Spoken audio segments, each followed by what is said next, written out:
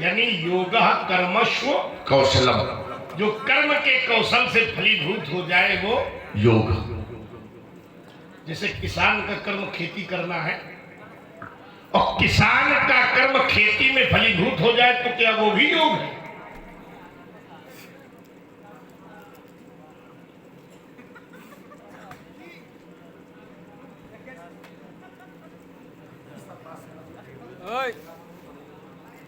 थोड़ी बात कम करो यार।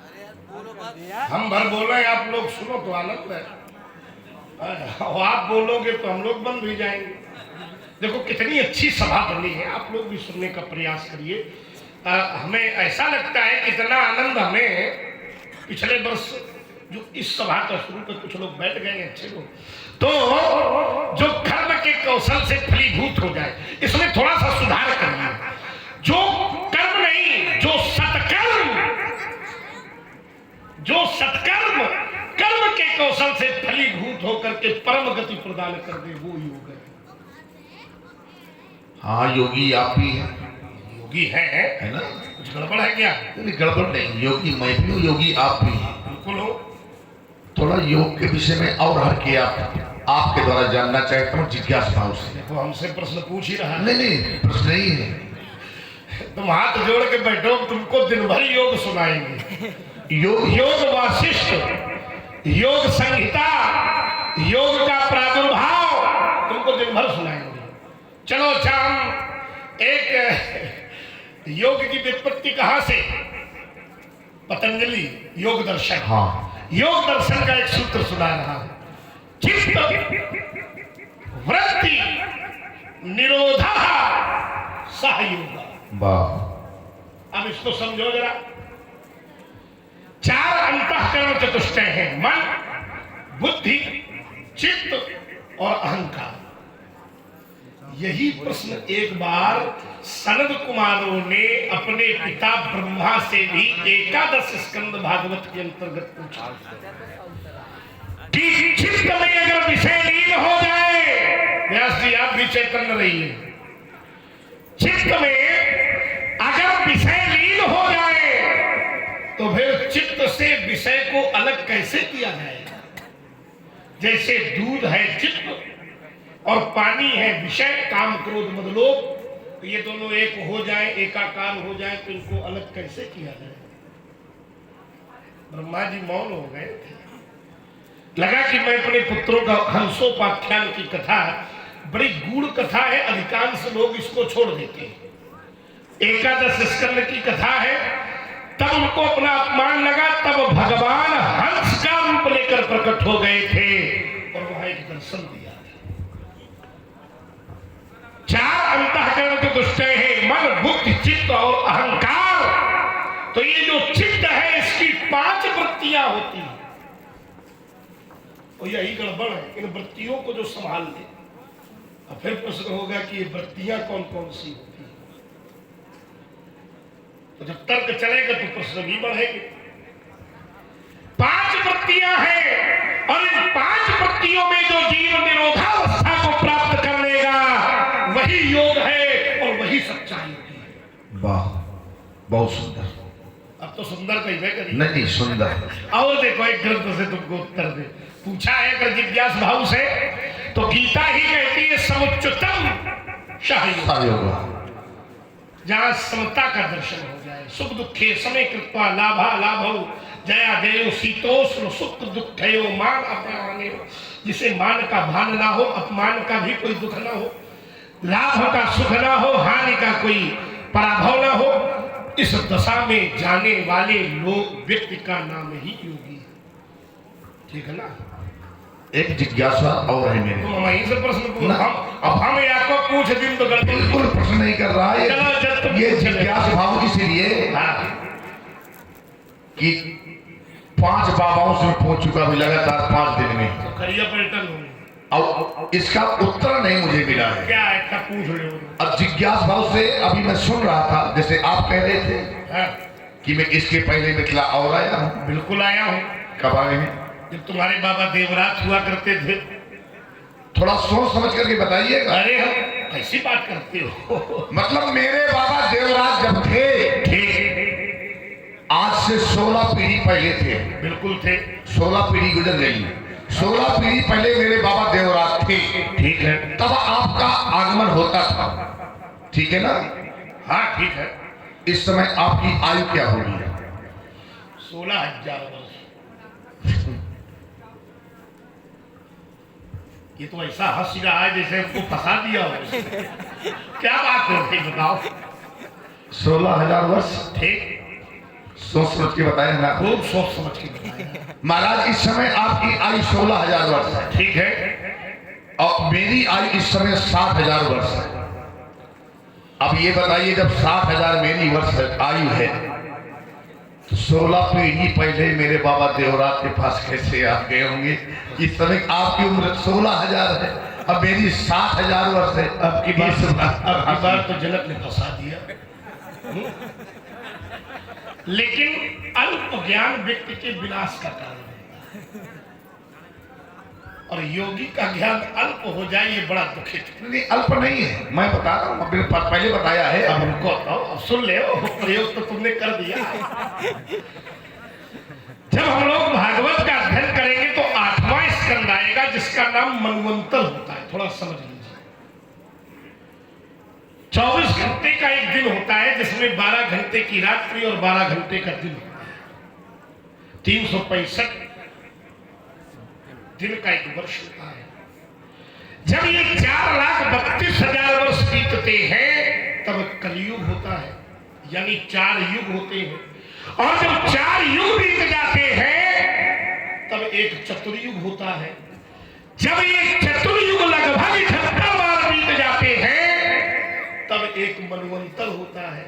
और जब ये 14 मनवंतर बीत जाते हैं तब ब्रह्मा जी का एक दिन होता है। अब इनके जनक जैसा कोई भाई पहुंच जाए अल्प ज्ञानी, अब ब्रह्मा जी से पूछे तुम कितने साल के हो? ब्रह्मा जी कहते हैं अभी तो हमारा आधे दिन हुआ है। और ये कायम 60,000 के तुम आधे दिन के। देखो लोगों के समझ में आ गया। जैसे कलयुग की आयु धरती में 4,32,000 वर्ष की है, लेकिन यही आयु स्वर्ग में केवल 1,200 वर्ष की है। तो तुम्हारी जो आयु है ये धरती की है, और मेरी जो आयु है ये दिव्य आयु है। भला बस यही सुनना चाहता था। दिव्य आपने लगा दिया।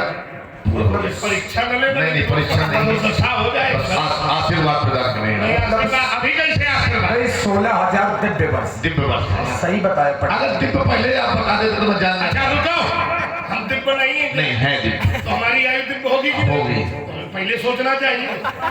मैंने पहले बताया ना कि 4-5 बातों से पूछ चुका हूँ मैं। खरिया पलटन मिलते रहे तो कोई क्यों प्रयोग उचित कर रहे हो? उत्तर नहीं मिला तभी। अभी तक मैंने एक भी प्रश्न नहीं पूछा। नहीं महाराज, कौन मिलते रहे? अब जो मिलते रहे हो जाए। ये एक विशेष सूत्र है। आओ जरा अब इसको थोड़ा समझते हैं। तुम रहे जब तुम्हारे वंश का प्रादुर्भाव हो रहा था। तुम्हारा वंश कहाँ से चला है? निमि से। निम किसके बेटे थे? निमि इच्छाकु। इच्छाकु के कितने पुत्र थे? वैसे तो 100 पुत्र थे, हाँ, लेकिन 3 पुत्र थे। कौन कौन से थे? निमि और जिससे ये बड़े बेटे का नाम था पिकुक्ष। बिल्कुल सही। बीच वाले बेटे का नाम था निमि, और तीसरे बेटे का नाम था दंडक। आइए मैं आपको एक गुप्त कथा यहाँ से जोड़े दे रहा हूँ, कुछ न कुछ आप लोग लेके जाइए। एक बार बिल्कुल छोटी सी, ये भी तो संवाद ही हो रहा है। क्यों भाई बढ़ा दे? आप लोग चिंता न करिए, चाहे 12 बज जाए। अरे चाहे 2 बजे। हाँ, ये आश्रम वाले हैं और अखाड़े वाले हैं। कुछ नई बात मिलती चले, लीला तो रोज होती है। उम्र भी तो देखिए, 16,000 दिव्य वर्ष है। और क्या? आइए जरा, तो जो दंडक थे, एक बार इन्होंने शुक्राचार्य जी की बेटी के साथ कुछ अनैतिक व्यवहार कर दिया था। शुक्राचार्य जी ने से क्रोधित होकर के एक श्राप दिया था कि जाओ तेरे राज्य पर 15 दिन अग्नि वर्षा हो। 15 दिन। इसी के फलस्वरूप इनके राज्य में 15 दिन अग्नि वर्षा हुई, और उसी के कारण वो राज्य शमशान हो गया, जिसे हम लोग दंडका रण्य नाम के क्षेत्र के नाम से जानते हैं। दंडक का ही राज्य था। निमि का मंथन हुआ इनका। चलिए आप कह रहे हो, तुम संवाद आगे बढ़ाते। और इसी प्रस्तुति में हमारे पुष्पेंद्र अनुरागी जी मसगांव वालों की ओर से वाह 51 पुष्प मुद्राएं श्री परशुराम जी के चरणों में समर्पित है। साधुवाद। बड़ा सुंदर, इस पर भी भगवान की बहुत कृपा है और हमीरपुर जिले का नाम खूब रोशन किया इस बालक ने भी, बहुत सुंदर। तुम सदा प्रजा की सेवा करना, योगी देव नहीं हो तुम, राजा भी हो। अवश्य। ठीक है ना जी। आज ठीक है ना, खुशी हो। तुम सदा प्रजा की सेवा करना। दुर्भाग्य ये है कि आज का राजा राजा बनने के पहले तो प्रजा का सेवक होता है। देखो अभी समय आ रहा है, बिल्कुल सही बात है। दरवाजे में हाथ जोड़े खड़े हो, लेकिन जब राजा राजा बन जाता है तो फिर वो प्रजा का सेवक नहीं रह जाता। गड़बड़ी है ना राजाओं में। बिल्कुल सही बात है आपकी। इसीलिए हमने राजाओं को आशीर्वाद देना ही बंद कर दिया। बोलो ठीक किया कि नहीं? देखो पूरी प्रजा चिल्ला रही। तुम सदा प्रजा की सेवा करना, निज धर्मों का पालन करना, फिर आए अगर व्यवधान कभी, उन व्यवधानों से तुम मत डरना। जब ऐसा करोगे हे राजन, तो तुम्हारे यश के फूल खिलेंगे तुम्हारे, है आशीष विकासित होकर, है आशीष हमारा तुमको कि तुम्हें घर बैठे भगवान मिलेंगे। जाओ सिर्फ तुम्हारा कल्याण शुभाशीष। और आप हैं भाई श्री सीताराम पहलवान जी महेरा से और सुनील महाराज महेरा से। इसी स्वर संगम में 21 पुष्प मुद्राएं भगवान परशुराम जी के चरणों में। बहुत बहुत साधुवाद। सीए बुलाई प्रणामो करावा। लाओ सीता की सखियों, हमारी बेटी को लेकर के हमारे समीप आओ। आओ राजदुलारी, देखो ना आज हमारे यहाँ कौन पधारे हैं। ये भगवान परशुराम जी हैं। दोनों हाथों को जोड़ो, नतमस्तक होकर के इन्हें प्रणाम करो बेटी। किससे प्रणाम करा रहे हो? ये मेरी बालिका है। तुम्हारी बिटिया है? हाँ मेरी बिटिया है। लग रहा है कि तुम्हारी है। क्योंकि कुछ रिश्ते ऐसे होते हैं जो सभी से बताए, कुछ फल ऐसे होते हैं जो कभी खाए। और ये दुनिया बड़ी रंग बिरंगी हैसियत है। यहाँ बहुत से ऐसे मित्र होते हैं जो बनाए तो जाते हैं पर घरों में कभी बुलाए